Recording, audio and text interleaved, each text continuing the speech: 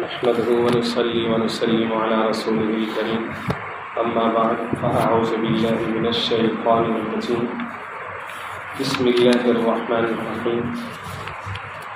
میرے انتہائی واجب الاحترام قابل سر احترام بزرگوں بھائی اور نوجوان ساتھیوں، آج تراویح کے اندر 26واں پارہ 3 پاؤں اور کچھ اوپر تلاوت ہوا اور خلاصہ تراویح میں ہم پہنچے تھے سورہ صاد تک۔ سورہ صاد یہ مکی سورہ ہے، اس کی 88 آیات ہیں اور اس کی 5 رکوع ہیں۔ یہ جو لفظ ہے صاد، یہ دراصل حروف مقطعات میں سے ہے۔ آپ جانتے ہیں قرآن مجید کی کچھ صورتوں کا آغاز ایسے الفاظ کے ساتھ ہوتا ہے کہ جن کے اوپر مدیں ہوتی ہیں، لمبا کر کے ان کو پڑھا جاتا ہے اور ان کے جو معانی ہیں وہ صرف اللہ کی ذات کو معلوم ہے، یا یوں کہہ لیجیے کہ اللہ اور اس کے رسول کریم علیہ الصلوۃ والسلام کے درمیان راز ہے۔ مخلوق کو ان کے معنی کا نہ تو پتہ ہے نہ ہی جاننے کی حاجت ہے۔ جب بھی یہ الفاظ آتے ہیں تو اللہ اعلم بمرادہ آمنا وصدقنا پڑھ لینا چاہیے یا نیت کر لینی چاہیے کہ اللہ اس کی مراد کو زیادہ بہتر جانتے ہیں، ہم ایمان رکھتے ہیں اور اس کی تصدیق کرتے ہیں، جو ہے جیسے ہے برحق ہے۔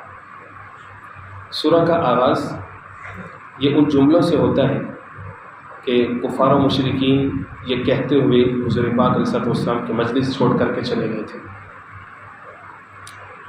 مفسرین اکرام رحمہ اللہ فرماتے ہیں کہ جس وقت جناب ابو طالب جو کہ حضور پاک علیہ الصلوۃ والسلام پر دست شفقت رکھی ہمیشہ انہوں نے، ان کا آخری وقت آیا تو جو کفار مکہ تھے، سرداران قریش تھے، انہوں نے سوچا کہ ان کا تو آخری وقت ہے اور یہی ایک طرح سے شیلڈ تھے یا سہارا تھے اپنے بھتیجے کے لیے، تو کل کلاں ان کے موقف میں اور سختی آئے گی، ہمارے بتوں کے خلاف یہ پوری ایک تحریک آلریڈی برپا کر چکے، تو ہم چونکہ ابو طالب کا حیا کرتے ہیں تو ہم اس لیے کوئی زیادہ سختی سے کام نہیں لیتے ان کے ساتھ، تو کل ابو طالب جب چلے جائیں گے تو اس کے بعد پھر ہمیں کہیں نہ کہیں سختی کرنی پڑے گی، تو لوگ ہم پہ ہنسیں گے کہ جب تک ابو طالب تھے تب تک تمہاری ضرورت نہ ہوئی، اور اب تم ان کے بھتیجے کو اکیلے دیکھ کے تو تم حملہ آور ہو رہے ہو، تو اس لیے بہتر یہ ہے کہ ان کی زندگی میں ہم ان کے ساتھ کوئی فیصلہ طے کر لیں۔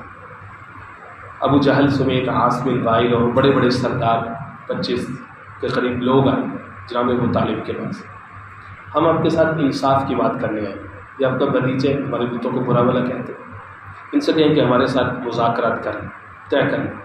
انصاف کی بات یہ ہے کہ اپنے جو بھی اس کا خدا ہے تو اس کی عبادت کرتا رہے، لیکن ہمارے بتوں کو برا بھلا کرنا چھوڑیں۔ ہم اس کے خدا کو کچھ نہیں کہیں گے، یہ ہمارے معبودوں کو کچھ نہ چاہیے، یہ اپنی عبادت ہم اپنی عبادت، اس طرح کا کوئی معاملہ طے کریں۔ دراصل یہ بھی ایک طرح سے اسلام کی پہلی فتح تھی مذاکرات کی، کہ اتنی بڑی سپر پاور اور وہ لوگ اور وہ اپنے موقف سے ہار چکے تھے اور آئے تھے مذاکرات کے لیے۔ جناب ابو طالب کے اوپر چونکہ ایک طرح کے مورل یا اخلاقی پریشر تھا کہ قوم کے لوگ ان کے پاس آئے، تو انہوں نے جناب رسول اللہ صلی اللہ علیہ وسلم کو بلایا، فرمایا کہ بھتیجے دیکھو یہ تیری قوم کے لوگ آئے، ایک آفر لے کر کے آئے، تو آپ ان کے ساتھ کوئی لین دین کر لو، کہ بات چیت ان کے ساتھ کر لو اور طے کر لو۔ انصاف کی بات ہے کہ آپ ان کے خداؤں کو کچھ نہ کہو یا آپ کے خدا کو کچھ نہیں کہو۔ حضور پاک صلی اللہ علیہ وسلم نے فرمایا چچا میرے پاس تو ایک ایسا جملہ ہے جو میں ان کو دعوت دیتا ہوں، میں ان کو کہتا ہوں کہ وہ جملہ کہہ دیں تو پورا عرب ان کے زیر نگیں ہو جائے گا اور پورا عجم ان کے تابع فرمان ہو جائے گا۔ وہ خوش ہو کے بولے اچھا ایسے تو ہم 10 جملے کہنے کے لیے تیار ہیں، بولو کیا جملہ کہنا ہے۔ حضور پاک علیہ الصلوۃ والسلام نے فرمایا میں تم سے کہتا ہوں لا الہ الا اللہ پڑھیں، لا الہ الا اللہ پڑھیں۔ اللہ جو زمین و آسمان کا مالک ہے، زمین و آسمان کا بادشاہ ہے، اس کے پاس آپ اس کی بادشاہت کو مان لو، وہ زمین کی ساری بادشاہتیں تمہارے تابع کر دیں، یہ میرا وعدہ ہے۔ یہ کہتے ہوئے جیسے یہ سنا فوری طور پر اٹھے، اس سے اپنے کپڑے جھاڑتے ہوئے اٹھ کر کے چلے گئے کہ ایک خدا کے اتنے سارے خداؤں سے کوئی مقابلہ ہی نہیں، ہمارے خدا ہمیں بڑے عزیز، ہم نہیں چھوڑ سکتے، یہ کہتے ہوئے اس مجلس سے اٹھ کر کے چلے۔ اللہ رب العزت نے اس وقت یہ آیتیں اتاری، فرمایا کہ کیسے عجیب لوگ کہ یہ اس بات پر اعتراض کرتے ہیں کہ انہی میں سے ہم نے کسی ایک کو نبوت دے دی، انہی کے خاندان میں سے ہم نے کسی کو تاج رسالت پہنا دی، اور یہ کہتے ہیں اجعل الآلیۃ الہ واحدہ، اتنے سارے خدا کہاں، ایک خدا کہاں، کوئی مقابلہ ہی نہیں ہے۔ اس طرح کے جو معاملات تھے وہ حضور پاک علیہ السلام کی طبع نازہ میں بڑے گراں گزرا کرتے تھے۔ اس لیے اس طرح کے مقامات پر، خاص طور پر جو مکی صورتیں ہیں، تو وہاں پر اللہ تعالیٰ تسلی کے طور پر سابقہ انبیاء کرام علیہ السلام کے قصص اور واقعات ضرور بیان کرتے ہیں تاکہ اپنے محبوب کو تسلی دے سکیں صلی اللہ علیہ وسلم۔ چنانچہ یہاں پر بھی اللہ العزت نے وہی اسلوب اختیار فرمایا کذبت قبلہم قوم نوح، محبوب آپ سے پہلے قوم نوح بھی ایسا کر چکی ہے، انہوں نے اپنے پیغمبر کو اسی طرح سے تکلیف دی۔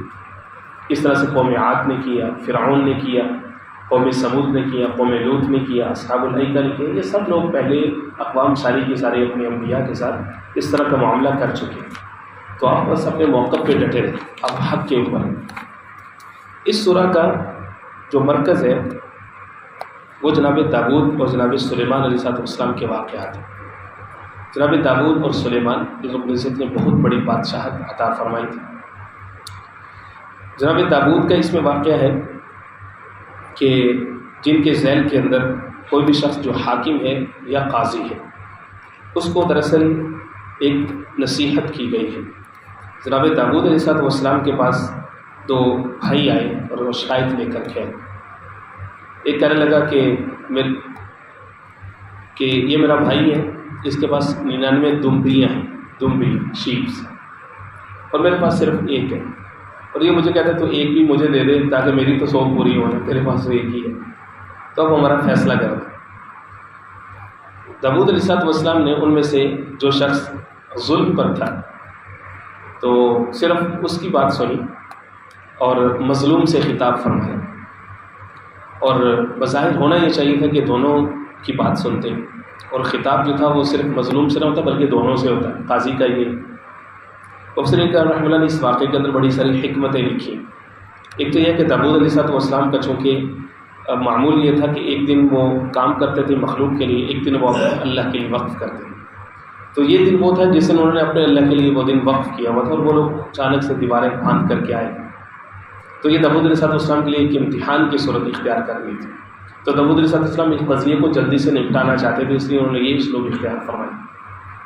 ہم حقیقت میں کسی بھی نبی یا پیغمبر کی طرف کسی گناہ کی یا کسی غلطی کی معصیت کی نسبت نہیں کر سکتے، جملہ انبیاء معصوم ہوتے ہیں، ان کی طرف سے آنے والی ایسی جو لفزشیں ہوتی ہیں ان کی تعویل یہ ہوتی ہے کہ وہ دیگر انسانوں کو اللہ رب العزت کوئی سبق سکھانا چاہ رہے ہوتے ہیں، اس لیے اپنے پیغمبر کے پلیٹ فارم سے ایک واقعہ اس طرح کا رونما ہو جاتا ہے۔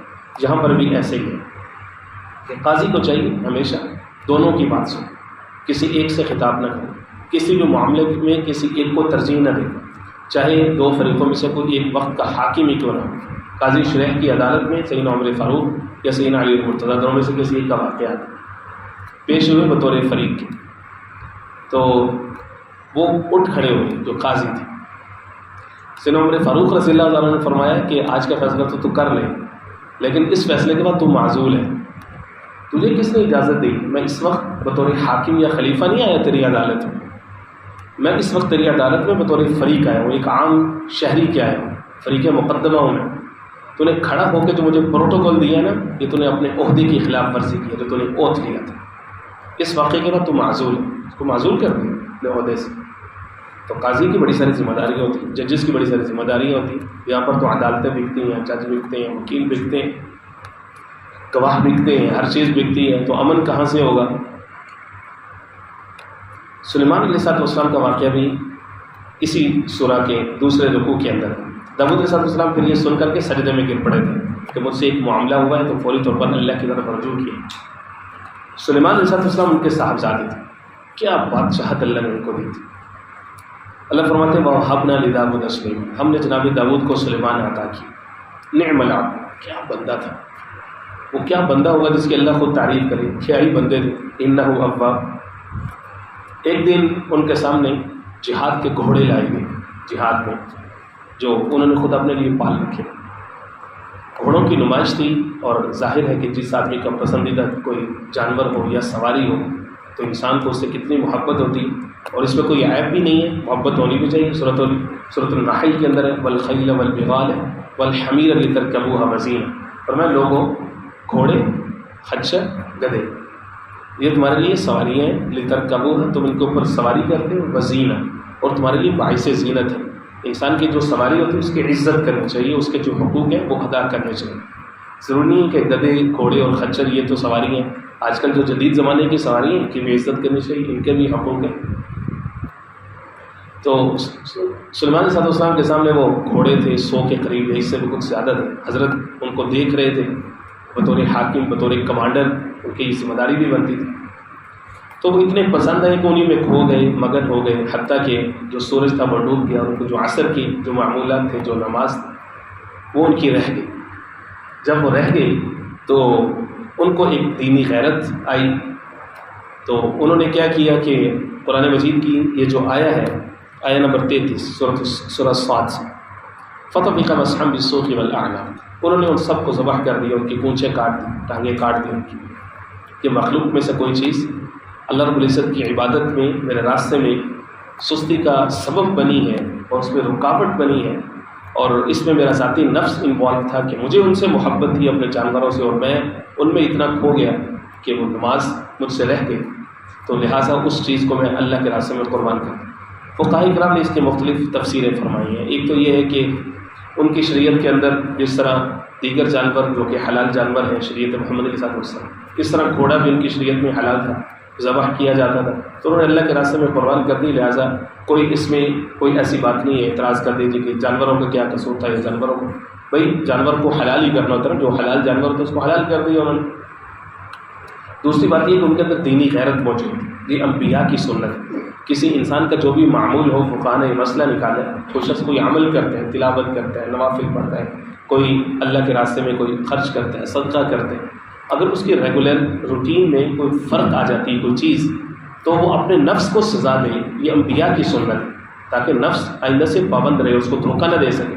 کوئی شخص فجر کے بعد بیٹھا رہتا ہے مسجد، اشراق تک بیٹھتا ہے، اس کی یہ عادت بنی ہوئی ہے، حالانکہ فرض تو نہیں ہے بیٹھنا، لیکن اگر کسی وجہ سے اس کا یہ معمول رہ جاتا ہے تو وہ اپنے آپ کو پلنٹی ڈال سکتے ہیں۔ کوئی شخص کا تہجد کا معمول ہے، کسی رہ جاتا ہے وہ اپنے آپ کو پلنٹی ڈال سکتے ہیں کہ وہ آج کے دن 5000 روپये اللہ کے راستے میں خرچ کرتے ہیں، 10,000 وہ ہیں لوگ خرچ کرتے ہیں کہ آج کے دن میں اپنے نفس کو اس طرح سے سزا دوں۔ سینا میرے معاویہ رضی اللہ تعالیٰ نے نوافل ادا کیا کرتے تھے، 100 نوافل ادا کیا کرتے تھے تہجد میں، وہ ایک تہائی رات اپنی پوری انہوں نے اللہ کے لیے اس طرح سے لگائی، معمول تھے، بڑوں کے معمول تھے۔ تو ایک دن نیند نے آ پکڑا اور وہ دیر تک سونے کے سبب ان کا وہ معمول رہ گیا، تو دن میں ان کو اس بات کا احساس ہوا تو انہوں نے 500 نوافل ادا کی۔ جب 500 نوافل ادا کی، اگلے دن صبح صبح عجیب واقعہ ہوا، کوئی شخص آیا اور وہ حضرت کے پاؤں دبا رہے ہیں، سر دبا رہے ہیں کہ آپ اٹھ جائیں، اٹھانے کی کوشش کیا۔ حضرت نے اس سے پوچھا تو کون ہے؟ حضرت نے اس کو پہچان لیا کہ وہ شیطان ہے اور وہ اٹھانے کی کوشش کر۔ حضرت کیوں؟ کہتا حضرت کل 100 رہ گئے تھے، میں نے آپ کے اوپر سستی طاری کی تھی، آپ نے مجھے سزا دی اور 500 ادا کی، آج میں ٹائم پہ آ گیا ہوں کہ آپ 100 ادا کر لیں لیکن 500 مجھ سے برداشت نہیں ہوتے۔ تو انسان اگر اپنے آپ کو، اپنے نفس کو اس طرح سے سزا دے، کوئی شخص مالدار ہے، وہ کہے کہ میں 100 لوگوں کی اس طرح سے خدمت کرتا ہوں، میں عمرے میں چلا جاؤں گا، میرا فلاں معمول رہ گیا، تو کوئی حرج نہیں۔ انہوں نے دوسری تفسیر اس کی ایک اور بھی ہے، وہ یہ ہے کہ یہاں پہ جو لفظ ہے نا مسحا، مسحا کا مطلب جس طرح جانور کے گلے پہ چھری چلانا ہوتا ہے، یہ ذبح کرنا ہوتا ہے، اس طرح اس کا مقصد صرف اور صرف ہاتھ پھیرنا بھی ہوتا ہے۔ تو دوسری تفسیر بھی ہے کہ انہوں نے ان جانوروں کی پونچھوں کے اوپر اور ان کے اوپر جس طرح کوئی انسان اپنی سواری سے محبت کرتا ہے تو اس کے گلے پر یا اس کے پونچھوں پر ہاتھ پھیرتا ہے، تو محبت سے انہوں نے ہاتھ پھیرے ان کے اوپر۔ تو یہ بھی اس کی تفسیر موجود ہے۔ انہوں نے اللہ سے دعا کی، ربی حبلی ملک لا ینبغی لأحد من بعدی۔ کیا دعا ہے؟ دعا یہ کیا اللہ مجھے ایسی بادشاہت دے، لا ینبغی لأحد من بعدی، میرے بعد کسی کو ایسی بادشاہت نہ ملے۔ اللہ کا نبی اللہ سے مانگے اور اس کو نہ ملے، کیسا ہو سکتا ہے؟ اللہ کو کہا انک انت الوہاب، اللہ دے تو ہی سکتے، تو وہاب ہے، تو دے سکتے۔ اللہ نے فرمایا چلو ٹھیک ہے، فسخرنا له الريح، کیا ہوائیں، کیا فضائیں، ہر چیز، جانور، ہر چیز اللہ علیہ وسلم کے تابع کر، جانوروں کی بولیاں وہ سمجھتے تھے، تخت ان کا فضا میں اٹھتا تھا، کیا بادشاہ اللہ علیہ وسلم۔ جانور تو کیا جنات بھی ان کے تابع تھے۔ یہ تو مسجد اقصی ہے، بیت المقدس ہے، جنات سے تعمیر کروائی تو سلیمان علیہ السلام سورہ سبا پارہ نمبر 22 کے اندر گزر چکے۔ سلیمان علیہ السلام جنات کی نگرانی کرتے تھے، شاہکار ہے وہ انجینئرنگ کا، ایسا زبردست مٹیریل ہے اس کے اوپر کہ انسانوں کے بس کی بات ہی نہیں کہ کس طرح سے وہ جنات سے انہوں نے کام لیا، لیبر ساری جنات کرتے۔ اور سلمان صلی اللہ علیہ وسلم محراب میں کھڑے ہو کر کے اپنے عصا کے ساتھ ٹیک لگا کے ان کی نگرانی کرتے، مجال نہیں تھی ان کے ہلنے کی، مسلسل کام میں لگے رہے کئی لمبا عرصہ، حتیٰ کہ وہی سورہ سبا یہ کہتی ہے کہ وہ ٹیک لگا کے کھڑے ہوئے تھے، اس کے اوپر کھڑے رہتے تھے، تو اس کو دیمک نے چاٹنا شروع کر دیا ان کی لاٹھی کو۔ تو فلما خر، جب وہ گرے، فلما خر تبینت الجن، ادھر سے مسجد بھی مکمل ہو چکی تھی، جنات کہنے لگے او ہمیں پہلے پتہ چلتا ہے کہ یہ تو فوت ہو چکے، یہ ان کا معجزہ تھا کہ لاٹھی کے اوپر ٹیک لگا کے وہ اس کے باوجود اللہ کو پیارے ہو چکے تھے لیکن کھڑے رہے۔ جنات نے یہ سمجھا کہ ابھی یہ ہماری نگرانی کر رہے، ہم نے اپنے کام میں سستی نہیں کر، اللہ کانوا یعلمون الغیب، کیسی بادشاہت اللہ نے۔ تو انبیاء کے جو واقعات ہیں ان میں بڑے بڑے سبق ہمارے لیے موجود ہیں۔ اسی سورہ میں جناب ایوب علیہ السلام کا واقعہ، اور کیا عجیب واقعہ، صبر کا کیا مقام ہوتا ہے ہم تصور بھی نہیں کر سکتے، صبر کیا چیز ہے، کیا طاقت ہے۔ ایوب علیہ السلام کا اللہ العزت نے امتحان لی، جسم کو کوئی تکلیف پہنچی، ان کی بیماری سے متعلق بنی اسرائیلی کی بڑی بڑی روایات موجود ہیں، جس میں فلاں ہو گیا فلاں ہو گیا۔ اللہ معاف کرے، انبیاء کی طرف ایسی بیماریوں کی نسبت نہیں کرنی چاہیے، نہ ہی ہماری زبان زیب دیتی۔ اللہ العزت کبھی بھی اپنے نبی کو ایسی تکلیف میں مبتلا نہیں فرماتے کہ لوگ ان سے گھن کرنے لگیں یا نفرت کرنے لگیں، ایسا نہیں ہو سکتا۔ نبی کا جو جسد ہوتا ہے وہ پاک ہوتا ہے، وہ جنت کا ہوتا ہے، تو بطور امتحان کے کوئی تکلیف یا آزمائش آ سکتی ہے، لیکن اس انداز میں نہیں، بلکہ صرف جو ذات نبی ہے اس سے دور کی بات، بلکہ ان کی جو نسل ہوتی ہے ان کو بھی ایسی چیزوں سے پاک رکھتے ہیں۔ شاہ تعالی شاہ صاحب بخاری رحمہ اللہ نے لکھا ہے کہ جو سید ہوتا ہے، جو حضور پاک صلی اللہ علیہ وسلم کی نسل سے ہوتا ہے، اس کی 3 خصوصیات ہوتی ہیں، خوبصورت ہوتا ہے، وجیح ہوتا ہے، اور اس ذہین ہوتا ہے، اور اس کو جسمانی عذر نہیں ہوتا ہے۔ اللہ رب العزت ان کی نسلوں کو بھی پاک رکھتے ہیں، چاہے جائے کہ ہم انبیاء کی طرف ایسی بیماریوں کے نسبت تکلیف تھی ان کو، تو ان کی اہلیہ نے کوئی ان سے اس طرح کی بات کر دی۔ جب انسان بیماری کے عالم میں ہوتا ہے، تکلیف میں ہوتا ہے، تو بعض اس بات پہ غصہ کر جاتا ہے۔ انہوں نے قسم اٹھائی کہ جب میں صحت مند ہو گیا نا تو تجھے 100 درے یا 100 کوڑے یا 100 جو بھی اسٹک کہہ لیں، 100 اسٹک ماروں گا تجھے۔ تو جب وہ صحت مند ہو گیا، قسم اٹھائی تو اس کو تو پورا کرنا تھا۔ اللہ اکبر۔ اب وہ جو بیوی ہوتی ہے وہ رفیقہ حیات ہوتی ہے، شریک حیات ہوتی ہے انسان کے دل میں، اس کے لیے محبت بھی ہوتی ہے، خدمت بھی کرتی ہے۔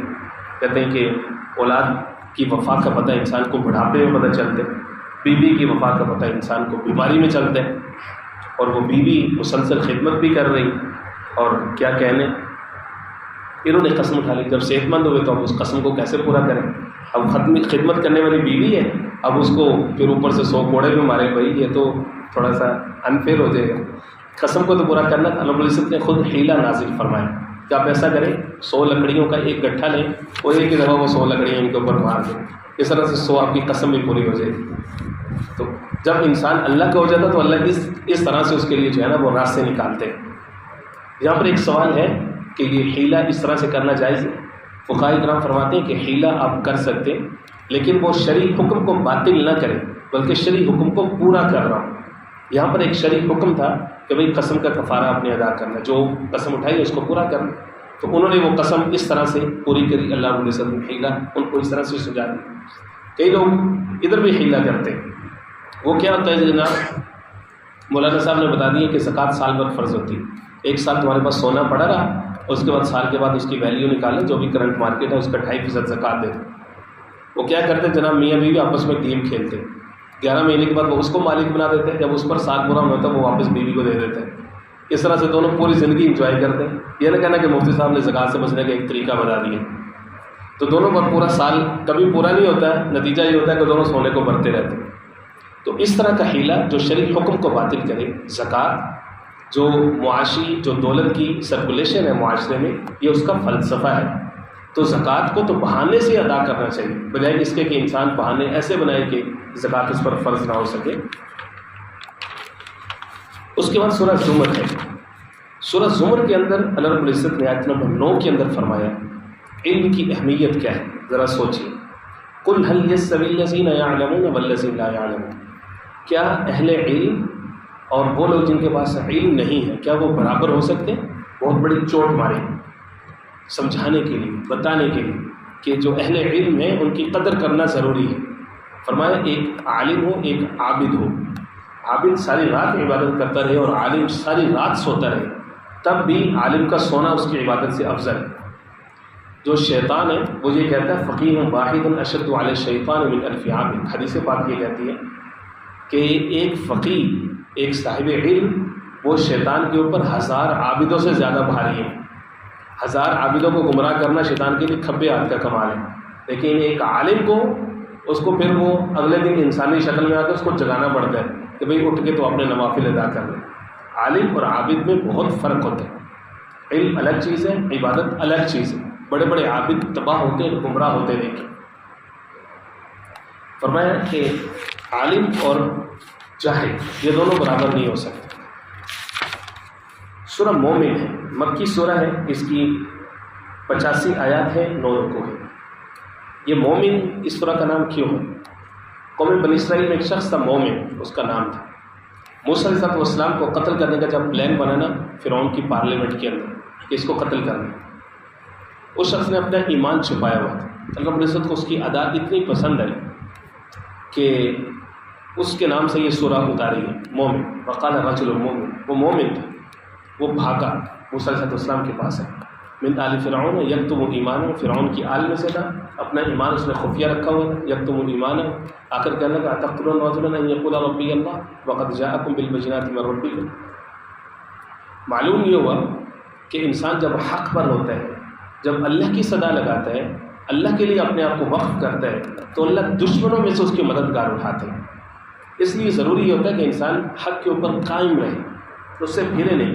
ان الذین قالوا ربنا اللہ ثم استقاموا تتنزل علیہم الملائکہ، اللہ رب العزت آسمان سے فرشتے نازل فرماتے ہیں ایسے لوگوں کی مدد کے لیے کہ جو اللہ کے لیے کھڑے رہتے ہیں۔ سورہ حامیم السجدہ ہے یا سورہ فصلت ہے اس کے بعد۔ سورہ فصلت یا حامیم السجدہ کی خصوصیت یہ ہے کہ قرآن مجید میں 7 ایسی صورتیں جو کہ حامیم سے شروع ہوتی ہیں، 7 حوامیم ان کو کہا جاتا ہے حدیث پاک میں۔ ابن مسعود رضی اللہ تعالیٰ فرماتے ہیں کہ جو آل و حامیم ہے، یعنی حامیم جتنی صورتیں ہیں، دیباج القرآن، یہ قرآن مجید کا ریشم خوبصورتی زینت ہے قرآن مجید۔ جبکہ ایک جگہ پہ آتے ہیں عرائس القرآن، یہ قرآن مجید کی دلہنیں ہیں، یہ ساری کی ساری۔ یہ سورہ حامیم السجدہ ہے، اس کے بعد آگے سورہ شورى ہے، پھر سورہ زخرف ہے، سورہ دخان ہے، پھر آگے اس کے آگے سورۃ الاحقاف ہے۔ یہ حامیم ان سب کی شروع میں آ رہا ہے اور یہ حروف مقطعات میں سے ہے، جس کے بارے میں جو ہے وہ پہلے بات ہو چکی ہے۔ اس کے بعد اگلی جو سورہ ہے وہ ہے سورہ شورى۔ سورہ شورى کو سورہ شورى کیوں کہتے ہیں؟ کیونکہ آیت نمبر جو 38 ہے اس کے اندر اللہ رب العزت نے یہ فرمایا وَأَمْرُهُمْ شُورَىٰ بَيْنَهُمْ۔ 36 سے اللہ رب العزت نے اہل ایمان کی کچھ صفات کا تذکرہ فرمایا کہ مومن کون ہوتے ہیں۔ فرمایا کہ مومن وہ ہوتے ہیں علی ربہم یتوکلون، نمبر 1 اپنے رب پر بھروسہ رکھتے ہیں، نمبر 2 کبائر الاسم، کبیرہ گناہوں سے بچتے ہیں۔ حدیث پاک کے اندر کبیرہ گناہوں کی ایک فہرست گنوائی گئی ہے، جن میں فرمایا کہ الاشراک باللہ، اللہ کے ساتھ شریک کرنا، حقوق الوالدین، والدین کے ساتھ والدین کی نافرمانی کرنا، شہادت الزور، جھوٹی گواہی دینا، اور اسی طرح سے جنگ کے میدان سے پیٹھ دکھا کر کے بھاگنا، دشمن سے ڈر کر کے پیٹھ دکھا جانا، یہ بھی اسی میں شامل ہے۔ اکل الربا، اور سود کھانا، شرب الخمر، شراب پینا، اسی طرح سے عورت کا اپنے خامد کی نافرمانی کرنا، یہ سارے کے سارے کبائر میں سے، گناہ کبیرہ میں سے۔ اور ایک حدیث پاک میں اس سے بھی کچھ زیادہ کی تاریخ جو ہے وہ گنوائی گئی ہے۔ فرمایا کہ وہ اہل ایمان کبیرہ گناہوں سے بچتے، فواحش اس سے بچتے، اور جب غصہ آتا ہے یغفرون تو وہ معاف کر دیتے، چھوڑ دیتے ہیں، معاف کر دیتے ہیں، اور اپنے رب کو پکارتے ہیں، نماز قائم کرتے ہیں۔ وَأَمْرُهُمْ شُورَىٰ بَيْنَهُمْ، ان کے معاملات آپس میں باہم مشورے سے طے ہوتے ہیں۔ گویا کہ اسلام میں ڈکٹیٹرشپ کی کوئی گنجائش نہیں، ون وے ٹرین کی کوئی گنجائش نہیں کہ ایک شخص ہو اور وہی حکومت کرے اور وہی فیصلے کرے اور باقی سب لوگوں کو وہ جانوروں کی طرح ہانکنے کی کوشش کرے، ایسا نہیں۔ وَأَمْرُهُمْ شُورَىٰ بَيْنَهُمْ، لوگوں آپس میں جو معاملات ہیں ان کو باہم مشورے سے طے، دوسروں کی رائے لے کر کے کسی ایک نتیجے پر پہنچنا چاہیے، مشورہ دوسروں سے بھی کریں۔ اور فرمایا کہ جب ان کو کوئی تکلیف پہنچتی ہے تو وہ چاہیں تو بدلہ لے سکتے ہیں، برابر کا زیادتی نہیں کرتے۔ لیکن کبھی جو ہے وہ معاف کر دیتے ہیں تو اللہ رب العزت سے اجر پاتے ہیں۔ یہ اہل ایمان کی صفات گنوائی گئی ہے سورہ شورى میں۔ سورہ شورى کے آخر میں اللہ رب العزت نے ایک اور مضمون کا تذکرہ فرمایا، اور وہ یہ ہے کہ کئی سارے لوگ یہ شکایت کرتے ہیں کہ اولاد نہیں۔ اللہ فرماتے ہیں کہ دیکھو زمین و آسمان کی بادشاہت ہے میرے پاس، للہ ملک السماوات والارض۔ سب سے پہلے اپنا عقیدہ ٹھیک کرو کہ اولاد دینے والا کون ہے، اولاد مانگنی کس سے، سب سے پہلے اپنا عقیدہ ٹھیک کرو۔ اس کے بعد فرمایا 4 صورتیں ہوتی ہیں۔ یخلق ما یشاء، اللہ جب اللہ کے پاس قوت خلق اللہ کے پاس، پہلی صورت یہ ہے یہب لمن یشاء اناثا، کبھی ہوتا کسی کو بیٹیاں ہی بیٹیاں دیتے ہیں، ویہب لمن یشاء الذکور، کبھی کسی کو بیٹے ہی بیٹے دیتے ہیں، اور یزوجہم ذکرانا و اناثا، کبھی یہ کرتا ہے کہ بیٹیاں بھی بیٹے بھی۔ کیا بات ہے، بہاریں دونوں طرح کی جنس رب العزت کسی کو عطا فرما دے۔ وَيَجْعَلُ مَن يَشَاءُ حَكِيمًا، چوتھی صورت یہ رکھی کہ کبھی اللہ رب العزت کسی کو حکیم رکھتے ہیں، 5 بین لیگ انفرٹائل، کہ اس کے یہاں کوئی اولاد ہی نہیں۔ فرمایا یہ اللہ کی طرف سے ہوتا ہے، کسی بھی صورت میں اللہ سے شکوہ کرنے کی ضرورت نہیں ہے، یہ خالصتاً اللہ کی ذات ہے، جب چاہے بیٹے دے، جب چاہے بیٹیاں دے، جب چاہے دونوں دے، کسی کو چاہے تو کچھ نہ دے۔ پچھلے دنوں کے عرب عالم تھے، ان سے ملاقات ہوئی تو وہ کہنے لگے کہ ہمارے وہاں مکہ المکرمہ میں ایک شخص تھا، اس کی 6 بیٹیاں تھیں، وہ اپنی بیوی سے لڑا کرتا تھا۔ 7ویں دفعہ حمل ہوا تو اپنی بیوی سے کہنے لگا اگر تو نے اس دفعہ بھی بیٹی کو جنم دیا تو تجھے طلاق ہے۔ کئی سارے لوگ ہوتے ہیں جذباتی، تو بیوی کہنے لگی کہ بھائی میں تو تمہارے لیے ایک زمین کی حیثیت رکھتی ہوں، بیج تو بہت ہے، پھل اللہ نے دینے، میرا کیا قصور ہے، وہ بیٹا دے بیٹی دے، مجھے کیوں طلاق دے دے؟ 6 بیٹیاں ہیں، میں نے تیرے لیے اولاد کو پالا ہے، جنم دی ہے، تکلیفیں اٹھائیں، آج تو مجھے یہ دھمکی لگا رہے۔ فرمایا کہ رات اس نے خواب دیکھا کہ فرشتے آئے اس کو گھسیٹ رہے ہیں، اس کو جہنم کی طرف لے کر کے جا رہے ہیں۔ تو جب بھی دروازے کے پاس جاتے ہیں، پہلے دروازے پہ گئے تو وہاں پہ اس کی ایک بیٹی کھڑی ہوئی، دوسرے پہ گئے دوسری بیٹی کھڑی ہوئی، اس کو میں نے اپنے بابا کو جانے نہیں دینا جہنم۔ تیسرے دروازے پہ گئے، تیسری بیٹی آگے سے بازو پھیلا کے کھڑی، چوتھے پہ چوتھی بیٹی کھڑی، 5ویں خواب دیکھا، چھٹے پہ چھٹی کھڑی۔ تو ابھی 7ویں پہ اس کو لے کے جانے لگے تھے کہ اس کی آنکھ کھل گئی، تو وہ بھاگا کسی عالم دین کے پاس کہ یہ میرے ساتھ کیا ہوا۔ سمجھ تو گیا کہ 7ویں دروازے پہ اگر مجھے لے جاتے تو میں تو گیا تھا۔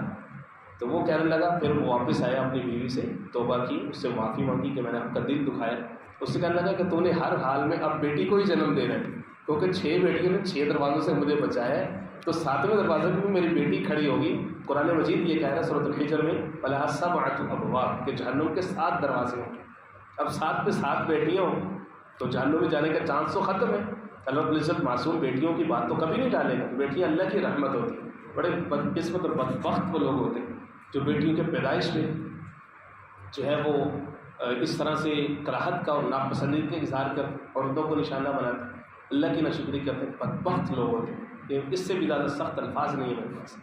اللہ قرآن مجید میں فرماتا ہے وَإِذَا بُشِّرَ أَحَدُهُم بِالْأُنثىٰ، ایسے بدقسمت لوگ ہیں کہ ان کو بالانثیٰ کسی بچے کی خوشخبری سنائی دیتی ہے، بالانثیٰ ظل وجهه مسودا، ان کا چہرہ سیاہ ہو جاتا ہے، وهو كظيم، بجھ جاتا ہے، يتوارى من القوم، قوم سے چھپتا پھرتا ہے۔ قوم سے تو نے ریوارڈ لینا، قوم کا کیا ہے، اس میں تو جاہل لوگ ہوتے ہیں۔